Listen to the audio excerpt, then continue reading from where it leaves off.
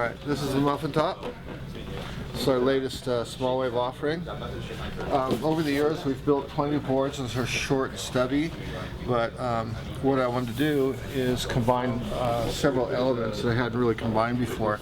You can see the outline, it's full, but it's got curve, and especially I like having curve in here because it just helps. You know, gives you a break point and a rail line to turn, and it helps keep the board loose and free.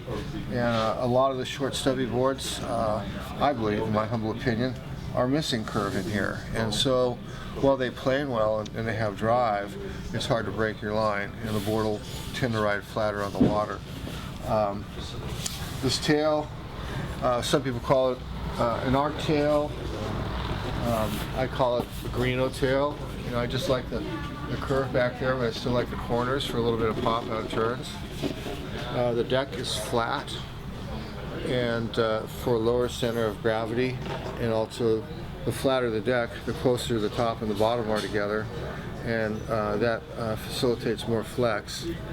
And then the rails are reminiscent of the 84 rails, which are people call them boxy. I call them boxy angular. The angular part takes out some of the volume in here, and it makes it easier to set the rail. The bottom is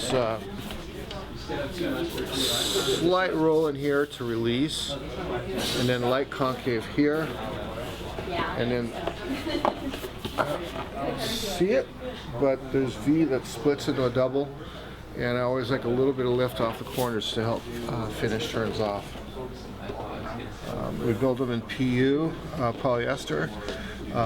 Being a small wave board, I'd recommend trying epoxy and EPS construction. You'll end up with a board that's 15% lighter and just as strong.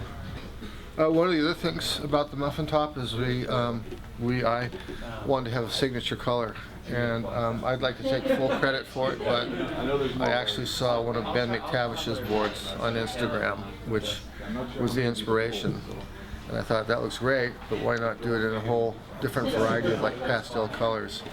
And so at this point we're just selling them with different variations of this color theme. And I think it's good for rack appeal. It sets the board apart.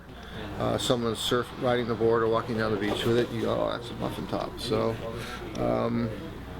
so far so good, and I think with some of the other models we'll probably start introducing signature colors.